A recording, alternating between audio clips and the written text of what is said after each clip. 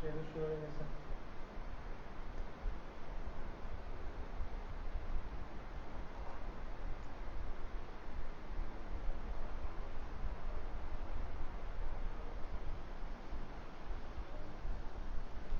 we are in live. আসসালামু আলাইকুম, hello everyone. আমি মোহাম্মদ ইসমাইল হোসেন রায়হান। আমি হচ্ছে বস্তুগত ধাতব কৌশল, ম্যাটেরিয়ালস অ্যান্ড মেটালার্জিক্যাল ইঞ্জিনিয়ারিং পড়াশোনা করতেছি, বুয়েট 17 ব্যাচ। তো আজকে আমি প্রত্যয় লাইভ ক্লাস থেকে সবাইকে স্বাগতম জানাচ্ছি। আজকে আমরা মহাকর্ষ অভিকর্ষ এই ফিজিক্স প্রথম পত্রের এইচএসসি সিলেবাসের যে চ্যাপ্টারটা আছে এটা নিয়ে আমরা কিছু কথাবার্তা বলবো, এবং এখান থেকে আমরা বেশ কয়েকটা প্রবলেম সলভ করব, যেটা হচ্ছে আমাদের স্লাইটলি একটু অ্যাডমিশন এর সাথে রিলেটেড। ওকে, সো এটা as well as second year যারা আছো, ফার্স্ট ইয়ার যারা আছো, তারাও হচ্ছে এটা থেকে অনেক কিছু শিখতে পারবা। সো আমরা এখন যে লাইভ ক্লাসটা শুরু করতেছি তারা হচ্ছে সেটা হচ্ছে তোমরা যারা দেখতেছো সবাই যার যার জায়গা থেকে হচ্ছে লাইভ ক্লাসটা শেয়ার করে দিবা। ক্লাসটা যদি শেয়ার করতে পারো তাহলে হচ্ছে তুমি যে ক্লাস থেকে যে কন্টেন্টটা হচ্ছে দেখতেছো বা বুঝতে পারতেছো, সেটা তোমার পাশাপাশি অন্য কেউ, তোমার ফ্রেন্ড বা তোমার জুনিয়র কেউ হতে পারে।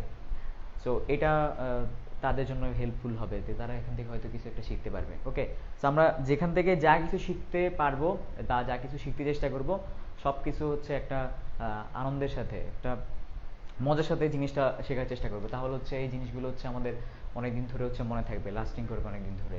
ঠিক আছে, আচ্ছা। তো তোমরা তাহলে সবাই নিজের জায়গা থেকে ক্লাসটা শেয়ার করে দাও। আর প্রথম থেকে কে কে কোথা থেকে জয়েন করতেছো তোমরা এটা শেয়ার করে সবাই হচ্ছে কমেন্ট করো, কমেন্ট সেকশনে এসে জানিয়ে দাও যে কোথায় কোথা থেকে ক্লাসটা করতেছো এবং কোন ক্লাসে পড়তেছো। ওকে, সো আমরা আজকে মহাকর্ষ অভিকর্ষ যে চ্যাপ্টারটা আছে এই চ্যাপ্টারটা নিয়ে প্রথমে এর আগেও একটা লাইভ ক্লাস ছিল। তো এই আজকের যে ক্লাসটা আছে এইটাতে আমরা হচ্ছে বেশ কয়েকটা প্রবলেম দেখব। তো তার আগে আমরা খুবই সিম্পলি কিছু কথাবার্তা বলি, যে আমাদের সাপোজ আমাদের এখানে যে দুইটা বস্তু আছে, সাপোজ এখানে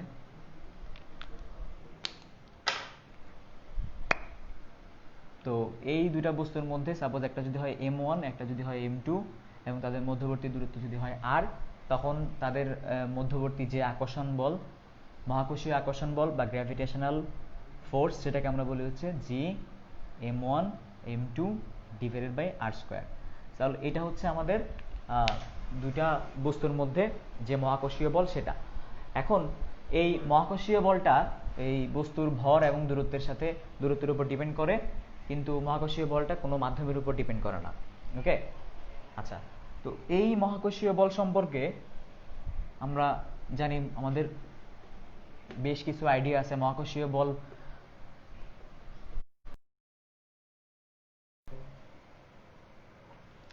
এরপর আমাদের যে পৃথিবী আছে, এই পৃথিবীর বিভিন্ন বিন্দুতে জি এর বিভিন্ন রকম আমরা মান পাই, তাই না? যে আমাদের হচ্ছে এই যে ভূপৃষ্ঠের মধ্যে আমরা জানি আমাদের যে জি এর ভ্যালু, সেটা হচ্ছে আমাদের capital G capital M divide by capital r²। আর আমরা যদি আমাদের ভূপৃষ্ঠ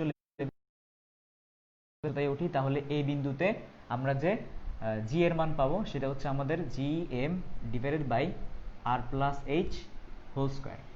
এরপর আমরা যদি ভূপৃষ্ঠ থেকে সাপোজ নির্দিষ্ট একটা গভীরতায় নামি, সাপোজ হচ্ছে আমাদের h2, তাহলে এটা হবে আমাদের h1। আমরা যদি h1 দূরত্বে নামি, তখন আমরা বলতে পারি যে আমাদের কেন্দ্র থেকে এই দূরত্ব হচ্ছে আমাদের r-h2, কারণ পৃথিবীর ব্যাসার্ধ হচ্ছে আমাদের এতটুকু, আমাদের ক্যাপিটাল আর। সো আমরা যদি ভূপৃষ্ঠ থেকে h2 দূরত্বে গভীরের দিকে নামি, তখন আমাদের কেন্দ্র থেকে এই বিন্দু পর্যন্ত যে দূরত্ব হবে সেটা হচ্ছে আমাদের r-h2। সো এই বিন্দুতে আমরা যে মহাকর্ষীয় যে আমরা ত্বরণের মান পাবো, বা হচ্ছে আমাদের অভিকর্ষীয় ত্বরণ, সেটা হচ্ছে আমাদের G of C equal to G M divided by r-h²। So এখানে একটা জিনিস আমাদের বোঝা দরকার, সেটা হচ্ছে এই যে সি বিন্দুতে আমরা যে মহাকর্ষীয় আমরা যে ত্বরণের মান, অভিকর্ষীয় ত্বরণের মান যেটা বের করতেছি, সেটা হচ্ছে G M divide by r-h²। এই r-hটা কি? এই r-hটা হচ্ছে আমাদের কেন্দ্র থেকে দূরত্ব, কেন্দ্র থেকে কেন্দ্র থেকে দূরত্ব, তাহলে এখানে হচ্ছে আমাদের এটা কেন্দ্র, এটা থেকে দূরত্ব হচ্ছে আমাদের r মাইনাস এইচ টু। আচ্ছা, তো এখন এখানে যে ভরটা আছে এই ভরটা কার ভর? এই ভরটা হচ্ছে আমাদের এই যে পৃথিবীর ভর, তাই না? কিন্তু এখানে এই পৃথিবীর ভর কিন্তু পুরোটা বসানো যাবে না, এটা হচ্ছে আমাদের এম প্রাইম বসাতে হবে। তো আমাদের ভূপৃষ্ঠ হচ্ছে আমাদের G M by R square, সেটা হচ্ছে আমাদের জি ক্যাপিটাল জি, সেটা হচ্ছে আমাদের মহাকর্ষীয় ধ্রুবক, এম হচ্ছে আমাদের পৃথিবীর ভর, আর আর হচ্ছে পৃথিবীর ব্যাসার্ধ। এখানেও সেম একই ঘটনা ঘটতেছে, আমরা এইচ ওয়ান উপরে উঠতেছি, কিন্তু যখন যখন হচ্ছে আমরা ভবিষ্যৎ থেকে হচ্ছে গভীরের দিকে যাচ্ছি, সি বিন্দুতে আসতেছি, তখন এইচ টু গভীরতার নিচে নামলাম, তখন কিন্তু এখানে পুরো পৃথিবীর ভর বা এম প্রাইম বসানো যাবে না। এখানে পুরো পৃথিবীর ভর বা এম এখানে বসানো যাবে না, যেটা হচ্ছে আমাদের এম প্রাইম বসাতে হবে। এম প্রাইমটা কি? আমাদের যে এম প্রাইমটা আমরা লিখলাম, এম প্রাইমটা হচ্ছে আমাদের এই যে এ বিন্দুতে, আমরা যখন ভবিষ্যৎ থেকে এই বিন্দুতে আসলাম, তখন এই বিন্দুতে কেন্দ্র থেকে যে দূরত্ব সেটা হচ্ছে আমাদের আর মাইনাস এইচ টু। এই আর মাইনাস এইচ টুকে ব্যাসার্ধ নিয়ে আমরা যদি একটা গোলক কল্পনা করি, সেই গোলকের ভরটা হচ্ছে আমাদের এম প্রাইম, আর পুরো পৃথিবীর ভরটাকে আমরা আগে বলতেছি সেটা হচ্ছে আমাদের ক্যাপিটাল এম। তাহলে এম প্রাইমটা কি হবে? এম প্রাইম হবে আমাদের আর মাইনাস এইচ ব্যাসার্ধ নিয়ে গোলকের ভর। ওকে, সো আমরা পৃথিবীর পৃষ্ঠ থেকে আমরা নিচের দিকে বা সি বিন্দুতে যদি আমরা নামি, তখন যে অভিকর্ষ ত্বরণের মান পাবো সেটা কিন্তু এটা। এবং এই ক্ষেত্রে আমাদের যে ভরের ভ্যালু সেটা কিন্তু পুরো পৃথিবীর ভর বসানো যাবে না, এখানে এম প্রাইম বসাতে হবে। কেন এম প্রাইম বসাতে হবে এটারও কিন্তু কারণ আছে। সো আমরা এম প্রাইমের যে সিগনিফিকেন্স সেটা নিয়ে যদি একটু কথা বলি,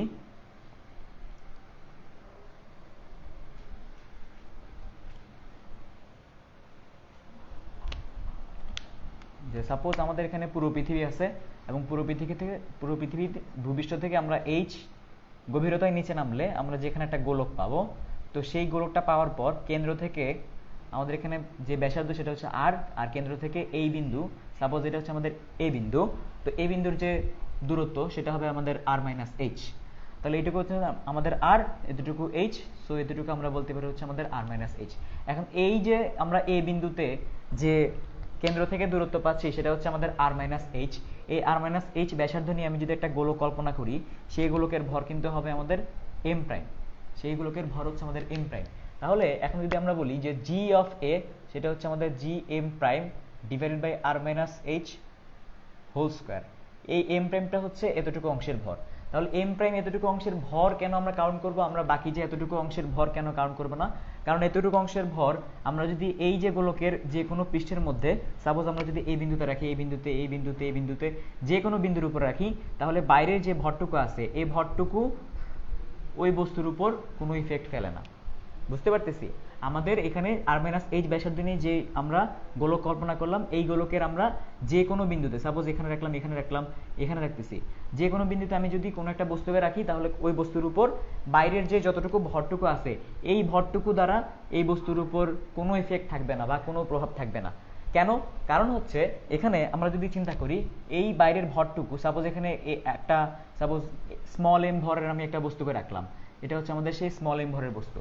এখন স্মল এম ভরের বস্তু রাখার পরে এখানে আমরা যদি এই বাইরের যে অংশটুকু আছে, এই যে এতটুকু অংশের ভর, এতটুকু অংশের ভরটাকে আমরা সাপোজ দুই ভাগে ভাগ করলাম, একটা হচ্ছে আমাদের এইটুকু অংশের ভর, আর একটা হচ্ছে এই যে এতটুকু অংশের ভর।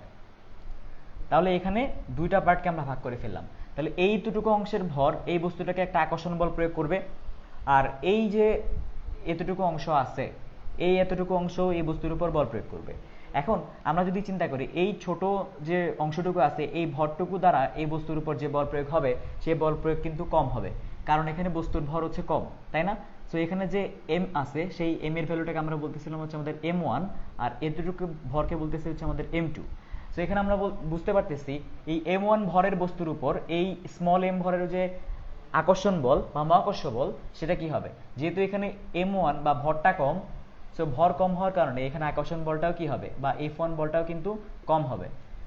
এই বস্তুর উপর যে আকর্ষণ বলটা হবে সেই আকর্ষণ বলটা হবে এই ভর দ্বারা, সেটা হচ্ছে আমাদের উপরের দিকে, তাই না? এই বস্তুর উপর উপরের দিকে বল কাজ করবে, সেটা হবে আমাদের উপরের দিকে, যেটা হচ্ছে আমাদের এফ ওয়ান। এখন আমরা জানি আমাদের হচ্ছে F equal to G M one M two divided by R square.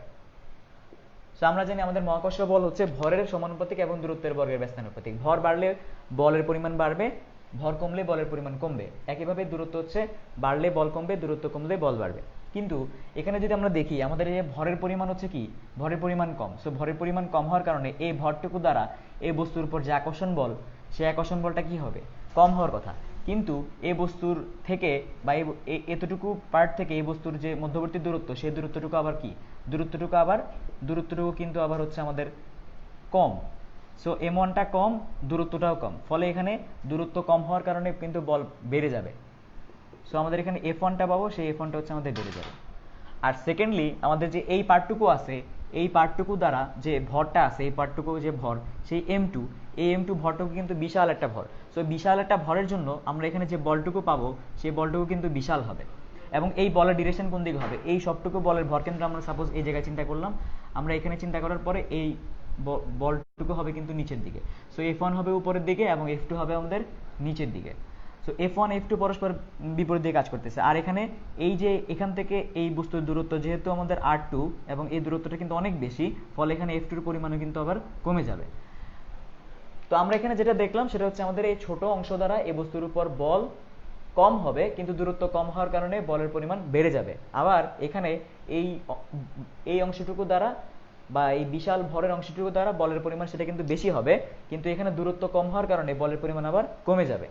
ফলে আমরা f1 আর f2 দুটা পরস্পর বিপরীত দিকে কাজ করতেছে, এবং বিপরীত দিকে কাজ করার পরে আমরা যে দুইটা বল পাবো, এই দুইটা বল হচ্ছে পরস্পর সমান পাবো। সমান পাওয়ার মানেটা কি, মানে হচ্ছে এই বাইরের অংশটুকু দ্বারা এই বস্তুর উপর নিট বল শূন্য, মানে বাইরের অংশটুকু দ্বারা এর উপর কোনো ইফেক্ট বা প্রভাব নেই। ঠিক আছে, তো আমি যদি এই বস্তুটাকে এখানে না রেখে এখানে রাখি, তাহলে এখানেও সেম হচ্ছে, আমি দুই ভাগ করব। দুই ভাগ করে এটা হচ্ছে আমাদের উপরের পার্টটুকু, আর এটুকু হচ্ছে আমাদের নিচের পার্টটুকু। তখন এই বস্তুর উপর যে আমাদের নিট বল বা আমাদের কোনো ইফেক্ট এই বাইরের পার্টটুকু দ্বারা থাকবে না। এই জন্যই হচ্ছে আমরা যদি এখানে ভবিষ্যৎ থেকে যত নিচে নামবো, তত নিচে নামার ফলে কেন্দ্র থেকে সেই দূরত্বের ব্যাসার্ধ নিয়ে যে গোলক চিন্তা করব, সেই গোলকের ভরটাই হচ্ছে আমাদের এখানে কাউন্ট করতে হবে। বোঝা গেছে ব্যাপারটা? আচ্ছা,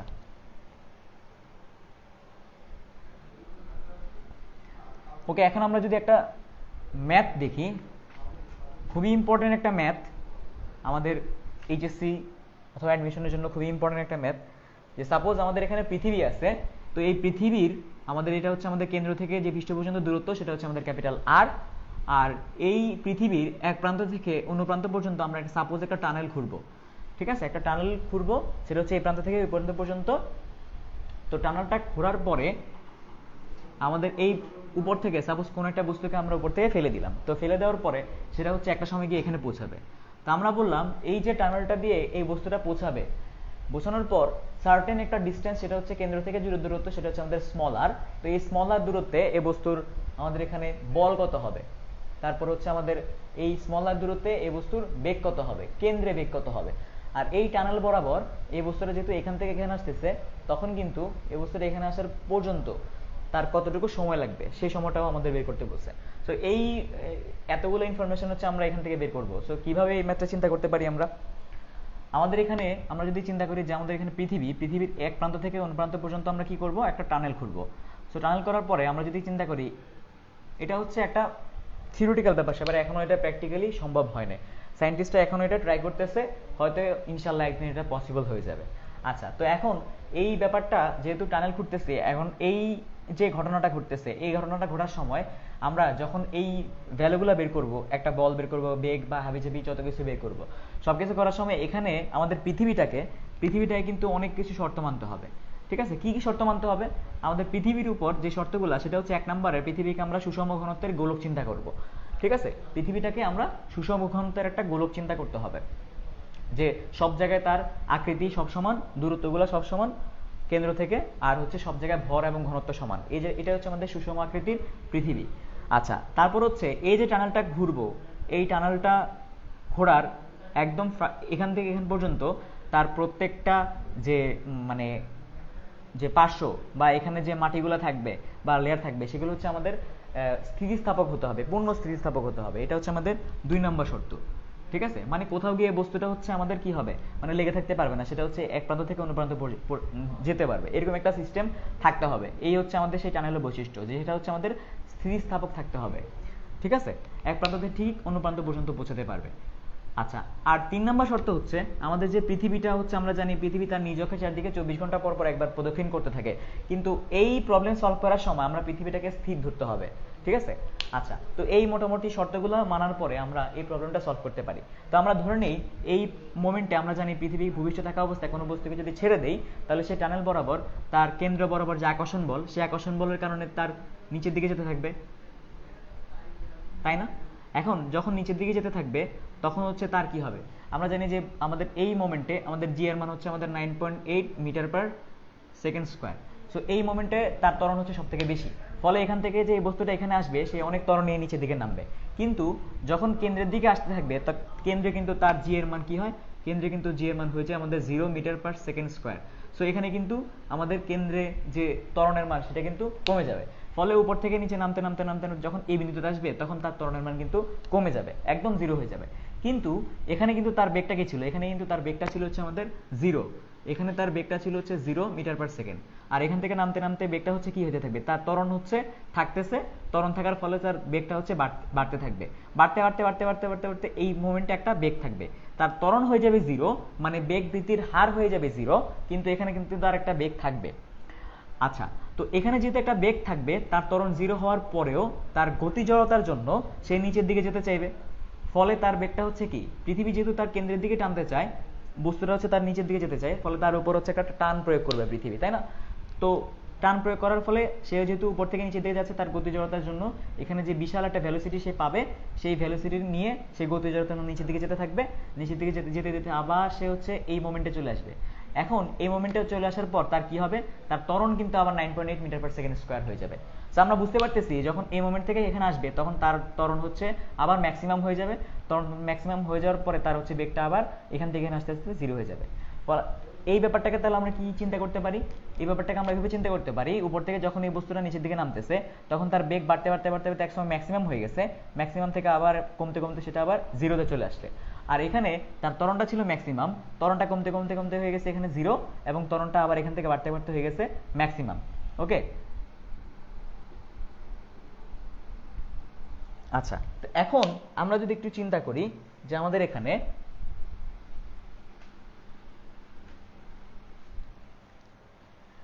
এই যে পৃথিবী আছে, তো পৃথিবী থেকে আমাদের কেন্দ্র থেকে যে দূরত্ব সেটা হচ্ছে আমাদের ক্যাপিটাল আর। সো আমরা যদি এই সেন্টার থেকে এই দূরত্ব সেটা হচ্ছে আমাদের স্মল আর। তো টানেল যেহেতু খুঁড়তেছি, টানেল থেকে যখন এই বস্তুটা এখান থেকে এখানে আসতেছে, তখন এখানে আসার পর্যন্ত তার কেন্দ্র থেকে যে দূরত্ব সেটা হচ্ছে আমাদের স্মল আর। আচ্ছা, তো স্মল আর হলে আমরা জানি পৃথিবীর ভর হচ্ছে আমাদের ক্যাপিটাল এম, আর এই যে বস্তুটার ভর সেটা হচ্ছে আমাদের স্মল এম। তাহলে পৃথিবী আর ওই বস্তুর মধ্যে আর দূরত্বে থাকা অবস্থায় যে আকর্ষণ বল কাজ করবে, সেই আকর্ষণ বলটা কি হবে, সেই আকর্ষণ বলটা হবে আমাদের F G equal to capital G capital M small M divided by R square. এখানে যেটা জানা দরকার সেটা হচ্ছে এখানে কিন্তু পুরো পৃথিবীর ভর কিন্তু হবে না, এখানে কিন্তু এম প্রাইম হবে, ঠিক আছে। এখানে কিন্তু সেই পুরো পৃথিবীর ভরটা আমরা বসাতে পারবো না, কেন? কারণ একটু আগে আমরা বলছি যে আমরা ভবিষ্যৎ থেকে যদি নিচের দিকে নামতে থাকি তখন এই যেই দূরত্বে নামবো কেন্দ্র থেকে, সেই দূরত্ব ব্যাসার্ধ নিয়ে যে গোলক চিন্তা করব সেই গোলকের ভরটাই কিন্তু বসাতে হবে। সো এখানে যে গোলকটা আমরা চিন্তা করলাম, সাপোজ সেই গোলকের ভর হচ্ছে আমাদের এম প্রাইম, তাহলে কিন্তু সেই এম প্রাইমে এখানে বসাতে হবে। সো আমরা জানি এম প্রাইম মানে হচ্ছে আমাদের কি, আমাদের রো ভি। সো আমরা এখানে বলতে পারি আমাদের যে এম প্রাইমের ভ্যালু সেটা হচ্ছে আমাদের রো ইন্টু ভি, যেখানে রো হচ্ছে পৃথিবীর গড় ঘনত্ব আর ভি হচ্ছে এই এম প্রাইম নিয়ে যে গোলক চিন্তা করলাম তার ভর, এবং এখানে হচ্ছে তার আয়তন। সো আমরা বলতে পারি 4/3 pi into small R cube, এটাই হচ্ছে তার ভর। সো আমরা ভরের ভ্যালুটা যদি এখানে বসিয়ে দেই তাহলে আমরা এখানে যে জি এর ভ্যালু পাবো এফ অফ জি সেটা হচ্ছে capital G rho into 4/3 pi small R cube small M divided by R square. So আমরা এখানে দুইটা আর উপরে দুইটা আর কেটে দিতে পারি, ফলে আমরা এখানে যেটা পাবো সেটা হচ্ছে F of G equal 4/3 pi rho G into small R. তাহলে এটা হচ্ছে আমাদের ওই আর দূরত্বের বস্তু, আর দূরত্বে থাকা যে বস্তু তার উপরে যে মহাকর্ষ বল বা যে আকর্ষণ বল সেটা আমরা এখানে পাচ্ছি, এটাই হচ্ছে আমাদের সেই আকর্ষণ বলটা। এবার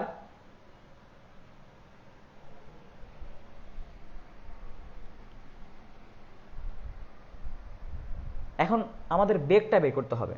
তো আমরা এখানে যেটা চিন্তা করতেছি যে প্রত্যেকটা মোমেন্টে এই বস্তুটাকে হচ্ছে প্রত্যেকটা মোমেন্টে আমাদের যে বল প্রয়োগ করবে, যে বল প্রয়োগটা হবে সেটা হবে কিন্তু তার কেন্দ্রের দিকে। আমরা বুঝতে পারতেছি আমাদের প্রত্যেকটা মোমেন্টে আমাদের বস্তুর উপর যে বল প্রয়োগটা হবে সেটা কিন্তু হবে আমাদের কেন্দ্রের দিকে।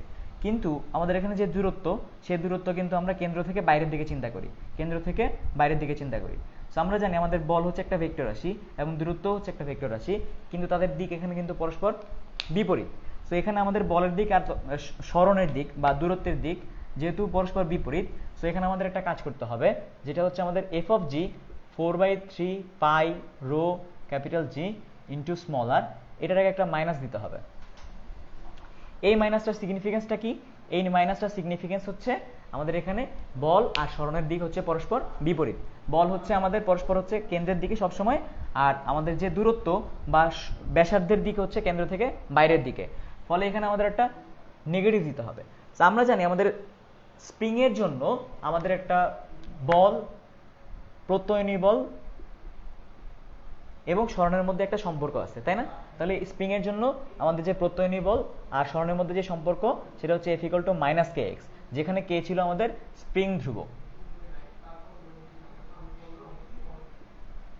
ওকে, তো এখন তাহলে আমরা যদি এই ফর্মুলাটাকে এই ফর্মুলার সাথে একটু চিন্তা করি, তাহলে আমাদের কি হবে? দুই পাশে আমাদের বল আছে আর এখানে সেই দূরত্ব, তাহলে আমরা এখান থেকে কি বলতে পারি? আমরা এখান থেকে যে কে বা স্প্রিং ধ্রুবকের ভ্যালু সেটা পাই হচ্ছে 4/3 পাই রো ক্যাপিটাল জি।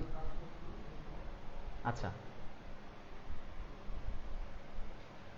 এখানে একটা স্মল এম থাকবে, স্মল এম। ওকে, তাহলে এই হচ্ছে আমাদের কে এর ভ্যালু। এখন আমি যদি চিন্তা করি যে এই যে কে এর ভ্যালু আমি পাচ্ছি, এটা হচ্ছে আমাদের সেই স্প্রিং ধ্রুবকের ভ্যালু। তাহলে এই স্প্রিং ধ্রুবকের ভ্যালু যদি হয়, এখন আমরা কি চিন্তা করব যে এই মোমেন্টে তার বেগটা কত হবে। তাহলে এই মোমেন্টে তার বেগটা যদি আমি বের করতে চাই, তাহলে আমরা কি চিন্তা করব যে আমাদের এই মোমেন্টে তার কতটুকু টোটাল শক্তি ছিল আর এই মোমেন্টে টোটাল কতটুকু শক্তি ছিল, দুটা মোমেন্টেই কিন্তু টোটাল এনার্জির মান কিন্তু ইকুয়াল হবে। তো আমরা শক্তির যে সংরক্ষণশীলতা নীতি আছে ওটা দিয়ে কিন্তু এই ম্যাথটা সলভ করতে পারি।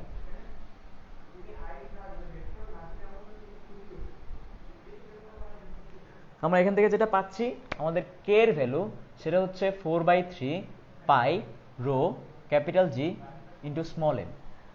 এখানে আমাদের যে স্মল এম সেটা হচ্ছে আমাদের বস্তুর ভর। তো এখন আমরা যদি চিন্তা করি, আমাদের এটা হচ্ছে আমাদের এ বিন্দু আর এটা হচ্ছে আমাদের বি বিন্দু। এ বিন্দুতে বস্তুটা হচ্ছে আমরা মাত্র ছেড়ে দিচ্ছি, ফলে তার যে গতিশক্তি সেটা হবে 0, আর তার যে বিভব শক্তি সেটা কি হবে? সেটা হচ্ছে আমরা জানি স্প্রিং এর যে শক্তি সেটার উপর ডিপেন্ড করে ½ k x²। এখন x² মানে হচ্ছে তার কি ছিল, যে এনার্জিটা ছিল সেটা হচ্ছে ½ k x²। তো এখানে x হচ্ছে তার হচ্ছে সরণ, তাই না? বা আমাদের এখানে কি হবে? সরণ হলে এখানে কেন্দ্র থেকে যে দূরত্ব বা ব্যাসার্ধের সমান হবে। তো এখানে আমাদের এই বিন্দুতে আমাদের যে এনার্জি ছিল সেটা হচ্ছে আমাদের গতিশক্তি হচ্ছে 0, আর এখানে যে বিভব শক্তি পাবো সেটা হচ্ছে ½ k ইন্টু দূরত্বের স্কোয়ার। তো আমরা এখানে যেটা পাবো r²। ওকে, ইকুয়াল কি হবে? ইকুয়াল এখানে যেটা পাবো সেটা হচ্ছে আমাদের বি বিন্দুতে টোটাল এনার্জি। সো বি বিন্দুতে যখন থাকবে তখন তার একটা গতিশক্তি থাকবে, তখন তার একটা বিভব শক্তি থাকবে। সো আমরা বলতে পারি যে বিভব শক্তি থাকবে সেটা হচ্ছে আমাদের ½ k small r² plus ½ k half mv²। ঠিক আছে, তো এই হচ্ছে আমাদের টোটাল এনার্জি। তাহলে এইখানে যে ভিটা হচ্ছে, সেই ভিটা হচ্ছে আমাদের বি মোমেন্টে তার যে বেগ থাকবে সেই বেগের মান, আর এম হচ্ছে বস্তুর মান, তার বস্তুর ভরের ভ্যালু। আচ্ছা, তো এখান থেকে তাহলে আমরা প্রত্যেকটা সাইড থেকে হাফ হাফ কেটে দিতে পারি। তো আমরা এখান থেকে যেটা পাবো সেটা হচ্ছে আমাদের kr² equal to k small r² plus mv²। So আমরা এখান থেকে যে ভি এর ভ্যালু পাবো সেটা হচ্ছে আমাদের v² equal to k into capital R² small r² divided by small m। So v equal to আমরা যেটা পাচ্ছি k/m r² minus small r² into √/। তো এই ভ্যালুটুকু দিয়েই কিন্তু হচ্ছে আমরা আমাদের সেই বি বিন্দুতে ওই বস্তুর কত বেগের মান আসবে সেটা আমরা বের করতে পারবো।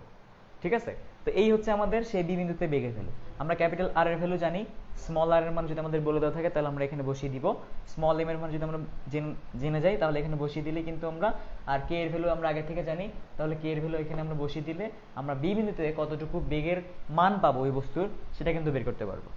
ওকে, আচ্ছা, এবার আমরা যদি একটু চিন্তা করি এখানে যে আমাদের পরের যে কোয়েশ্চেনটা আছে সেটা হচ্ছে কেন্দ্রে কত হবে। সো কেন্দ্রে হচ্ছে এখানে, সো কেন্দ্রে যদি বস্তুটা আসে তখন হচ্ছে তার বেগটা হচ্ছে বাড়তে বাড়তে বাড়তে বাড়তে এখানে আসবে। তো বাড়ার ফলে এখানে বাড়তে বাড়তে বাড়তে বাড়তে কেন্দ্রে বেগটা কত হয়ে যাবে। সো কেন্দ্রে যখন আসবে তখন এই স্মল আর এর মানটা কিন্তু কি হয়ে যাবে, আস্তে আস্তে কমতে কমতে জিরো হয়ে যাবে। তখন আমরা বলতে পারি small R equal to zero. So এখানে VB equal to K by M into R square minus zero. So এতটুকু ভ্যালু আমরা পাবো। সো মোটের উপর আমরা যেটা পাবো সেটা হচ্ছে K by M into R square. So এটা হচ্ছে আমাদের V of centre, V of O বিন্দু। আমরা যদি এটাকে ও বিন্দু চিন্তা করি তাহলে আমাদের ও বিন্দুতে যে বেগের মান পাবো সেটা কিন্তু আমাদের অনেকটা এরকম হবে। সো এখানেও সেম, আমরা কে এর ভ্যালু আগে থেকে জানি, কে এর মান এখানে বসিয়ে দিব, এম এর ভ্যালু এখানে যেটা হবে সেটা, আর আর স্কোয়ার তো আমরা আগে থেকে জানি পৃথিবীর ব্যাসার্ধ। তো এখানে বসিয়ে দিলে কিন্তু আমাদের ও বিন্দুতে বা কেন্দ্রে যে বেগ সেটা আমরা পেয়ে যাব। তো এখানে যদি আমরা একটু চিন্তা করি, আমাদের বস্তু উপর থেকে যখন নিচের দিকে পড়তে থাকবে তখন তার কিন্তু বেগ বাড়তে থাকবে। সো এখানে বাড়তে বাড়তে বাড়তে বাড়তে আমাদের সেন্টারে এমন একটা বেগ হবে যে বেগটা হচ্ছে প্রায় আমাদের 7 কিলোমিটার পার সেকেন্ড। আমরা যদি এই ভ্যালুগুলো এখানে বসিয়ে দেই তখন আমরা দেখব যে প্রায় 7 কিলোমিটার পার সেকেন্ড একটা বেগ আমরা এখানে পাবো। সো আমরা জানি আমাদের যে মুক্তি বেগ বা স্কেপ ভেলোসিটি সেটা হচ্ছে 11.2 কিলোমিটার পার সেকেন্ড, সেটা একটা হিউজ বেগ। তো এখানেও ঠিক ও বিন্দুতে বা পৃথিবীর কেন্দ্রে বস্তু যদি এরকম উপর থেকে নিচের দিকে টানেল বরাবর যেতে থাকে তখন তারও একটা কিন্তু 7 কিলোমিটার পার সেকেন্ডের মতো এক হিউজ একটা ভেলোসিটি থাকবে। ওকে,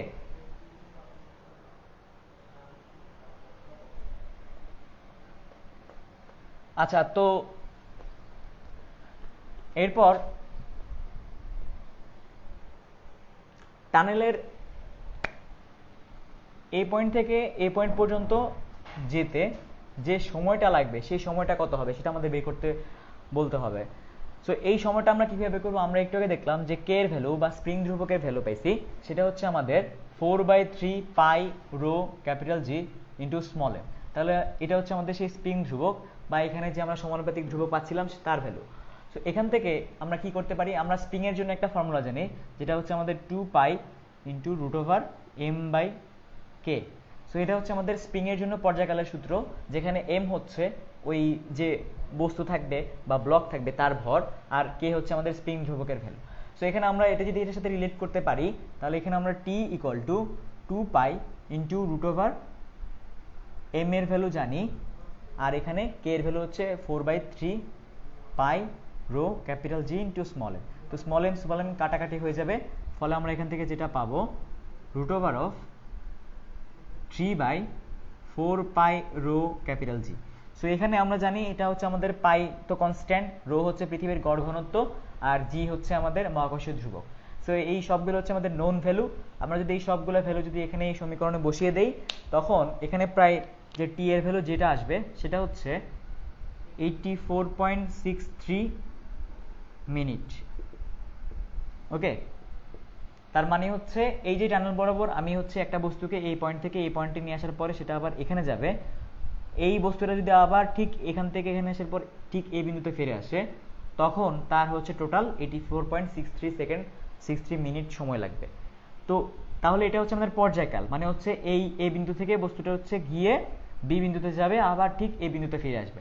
তো আমরা কি করব, এটাকে যদি আমরা 2 দিয়ে ভাগ করে দেই তো আমরা এখান থেকে 2 দিয়ে ভাগ করে দিলে যে টিটা পাবো সেটা হচ্ছে আমাদের 84.63 divided by 2 equal to 42.32 minute. তার মানে হচ্ছে এই বস্তুটার টানেল বরাবর এই বিন্দু থেকে বি বিন্দুতে যেতে আমাদের 42.32 মিনিট বা প্রায় 42 মিনিটের মতো আমাদের সময় লাগবে।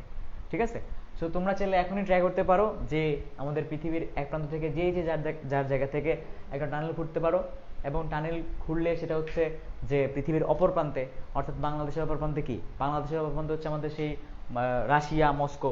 সো ওই দেশে যেতে পারবা, ওই দেশগুলোতে যে ভ্রমণ করে আসতে পারবে মাত্র 42 মিনিটে তোমরা হচ্ছে কি করতে পারবা, তোমরা পৃথিবীর এক প্রান্ত থেকে অন্য প্রান্তে যেতে পারবা। ওকে, সো তোমরা হচ্ছে কাজ শুরু করে দাও, এখন থেকে টানেল খোঁড়া শুরু করো।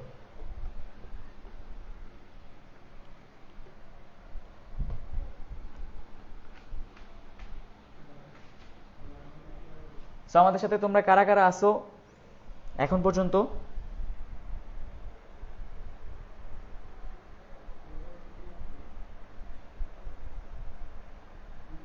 আমাদের সাথে আছে রোমেল, তারপর আমাদের সাথে আছে নাদিয়া সুলতানা, তারপরে এলিনা ইলসা।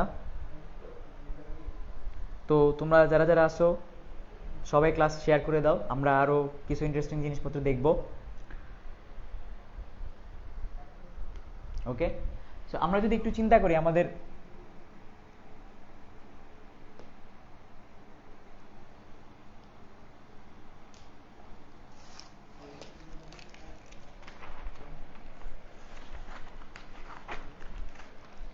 ওকে, সো এখন আমরা যদি পরের কোশ্চেনে চলে যাই যে আমাদের একটা রকেট 5 কিলোমিটার পার সেকেন্ড বেগে ছুড়লে তার সর্বোচ্চ কত উচ্চতায় উঠবে।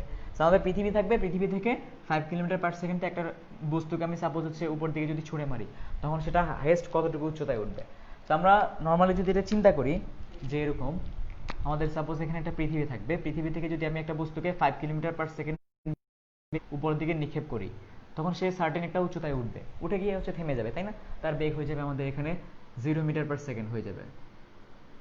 এখন আমরা গতি যে ফর্মুলা আছে সেই ফর্মুলা থেকে যদি আমরা বলি যে h হচ্ছে u square divide by 2g, যে এখানে কত বেগে নিক্ষেপ করতেছি সেই বেগের ভ্যালু যদি আমরা জানি, যে এর ভ্যালু আগে থেকে জানা আছে, তাহলে আমরা ক্যাপিটাল H এর ভ্যালু বের করতে পারবো। কিন্তু এই ফর্মুলা দিয়ে এই ম্যাথটা এখানে করতে পারবো না আমরা। কেন? কারণ হচ্ছে এই 5 কিলোমিটার পার সেকেন্ড বেগে যখন আমরা এই বস্তুকে নিক্ষেপ করব, তখন এই 5 কিলোমিটার পার সেকেন্ড কিন্তু খুবই হিউজ ভ্যালোসিটি। তো এই ভ্যালোসিটি নিয়ে সে যখন উপর দিকে উঠতে থাকবে, তখন একটা নির্দিষ্ট সময় পরে কিন্তু প্রত্যেকটা সময় পরে কিন্তু তার জি এর মান পরিবর্তন হবে, তাই না? তাহলে এখানে কিন্তু জি এর মান আমার ফিক্স থাকতেছে না। তাহলে জি এর মান যেহেতু পরিবর্তন হচ্ছে, পরিবর্তনশীল একটা জি এর মান আমরা পাবো। সো এখানে এই ফর্মুলা দিয়ে আমরা কিন্তু তার হাইয়েস্ট উচ্চতা বের করতে পারবো না। ওকে, সো আমরা এটা এভাবেই চিন্তা করি যে আমাদের ভূপৃষ্ঠে থাকা অবস্থায় তার কিরকম তার এনার্জি ছিল, আর এখানে থাকা অবস্থায় তার কিরকম এনার্জি ছিল, তার শক্তির সংরক্ষণশীলতা অনুযায়ী আমরা বলতে পারবো যে এখানে হচ্ছে তার শক্তি হচ্ছে ফিক্স থাকবে। সো আমরা যেটা বলি যে আমাদের মহাকর্ষীয় বিভব যে ফর্মুলাটা আছে সেটা হচ্ছে আমাদের মাইনাস জিএম ডিভাইডেড বাই আমাদের ক্যাপিটাল আর। এটা হচ্ছে ভূপৃষ্ঠে থাকা অবস্থায় কোনো বস্তুর জন্য মহাকর্ষীয় বিভবের মান। সাপোজ এই বস্তুর ভর হচ্ছে আমাদের স্মল এম, তাহলে এই বস্তুটা এখন যদি ভূপৃষ্ঠে থাকে, ভূপৃষ্ঠে থাকা অবস্থায় তার যে বিভব শক্তি সেটা হচ্ছে আমাদের এটা।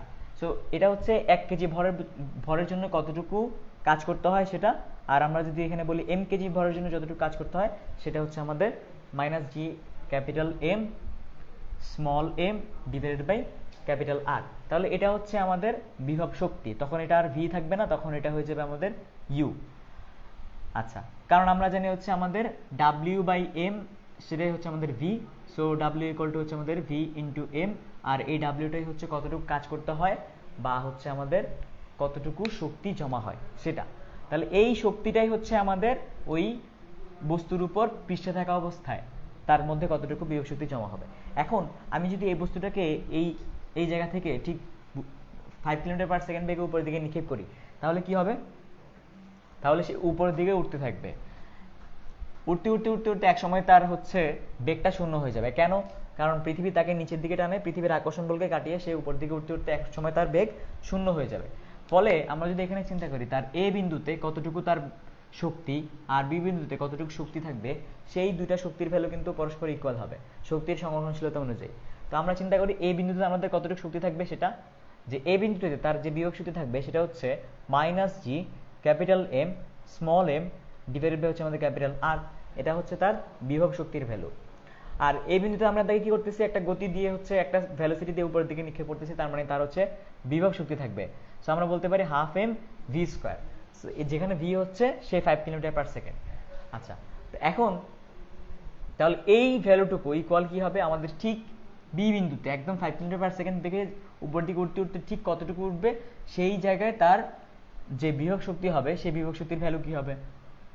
আমরা এখানে minus G M M by R পাইছি, তখন কি হবে minus G capital M small M divided by R plus H, যেটা হচ্ছে আমাদের এতটুকু উপরে উঠবে, যেটাই হচ্ছে আমরা বের করবো আমাদের ক্যাপিটাল এইচ। আর এখানে আমরা যেহেতু এই বস্তুটা হচ্ছে উপর দিকে উঠে গিয়ে তার বেগটা হয়ে গেছে 0, ফলে তার গতিশক্তি হয়ে যাবে 0। তাহলে এইটা হচ্ছে আমাদের এ বিন্দুতে টোটাল এনার্জি, আর এটা হচ্ছে আমাদের বি বিন্দুতে টোটাল এনার্জি। ফলে আমরা তাহলে এখানে কি করতে পারি, আমরা বলতে পারি আমাদের half M V square equal to G capital M small M divided by R plus H, আর এখানে পাবো হচ্ছে minus plus G capital M small M divide by R. So এই ফর্মুলাটা আমরা পাবো। সো এখান থেকে আমরা কি করতে পারি, আমরা হচ্ছে আমাদের স্মল এম বোথ সাইড থেকে কেটে দিতে পারি। ফলে আমরা এখান থেকে যেটা পাবো সেটা হচ্ছে আমাদের, আমরা জিএম কমন নিতে পারি, জিএম কমন নিলে পাবো 1/r minus 1/r plus H, এটা হচ্ছে আমাদের হাফ অফ ভি স্কোয়ারের ভ্যালু। সো আমরা এখান থেকে V square equal two 2gm, আমরা এখানে লসাগু করতে পারি আর প্লাস এইচ, তো যেটা পাবো সেটা হচ্ছে R plus H minus R, that means শুধু এইচ, তাই তো। সো এটা হচ্ছে আমাদের ভি স্কোয়ারের ভ্যালু। আমরা যদি এটাকে রুট ওভার করে দিই বোথ সাইডে, তাহলে কিন্তু হচ্ছে আমরা ভি এর ভ্যালু পেয়ে যাব। তাহলে এটা হচ্ছে আমাদের জি এর, সরি এখানে ভি এর ভ্যালু লাগবে না, হচ্ছে আমাদের এইচ এর ভ্যালু লাগবে। সো আমরা এখানে যদি আমরা ভি এর ভ্যালু 5 কিলোমিটার পার সেকেন্ড যেটা আছে সেটা যদি আমরা এখানে ইনক্লুড করে দেই, তাহলে বাকি সবগুলো হচ্ছে আমাদের known value. So known value জানা থাকলে আমরা কি করতে পারি, এখানে আমাদের আর এর ভ্যালু আমরা জানি, জি এর ভ্যালু জানি, এম এর ভ্যালু জানি, আর ভি হচ্ছে আমাদের সেই 5 kilometre per second. So actually এখানে আমরা এইচ এর ভ্যালুটাই বের করব। সো এইচ ইকুয়াল টু আমরা এখানে যেটা লিখব সেটা এখানে কি হবে,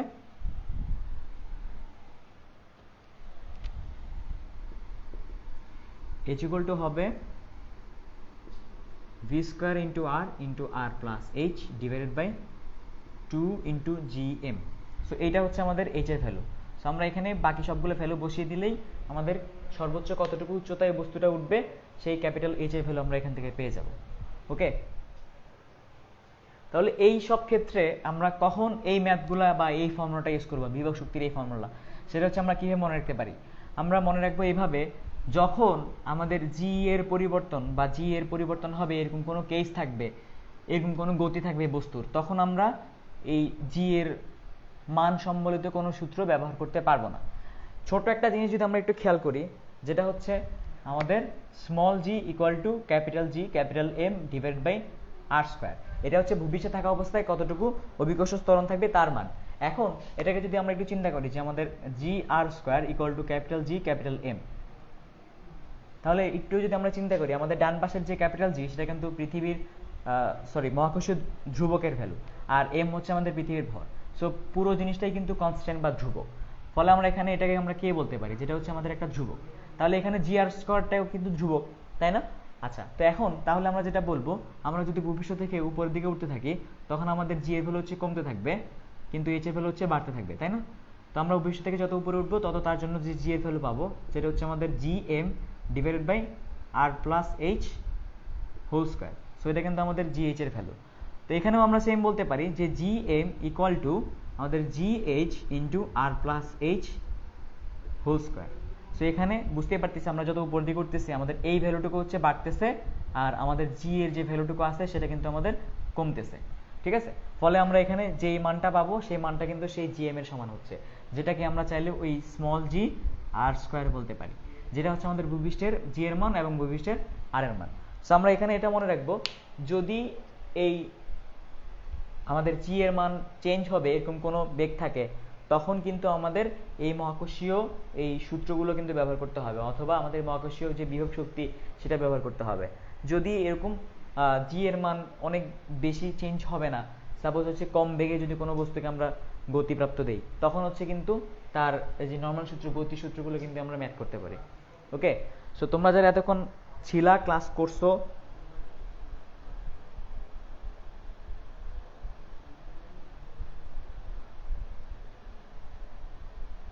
সবাইকে ধন্যবাদ। আমরা ইনশাল্লাহ আবার লাইভ ক্লাস নিয়ে, প্রত্যেক লাইভ ক্লাস নিয়ে হাজির হব আমরা, তখন ফিজিক্সের অন্য কোনো চ্যাপ্টার বা অন্য কোনো টপিকস নিয়ে আলোচনা করব। ওকে, সবাই ভালো থাকবে ইনশাল্লাহ।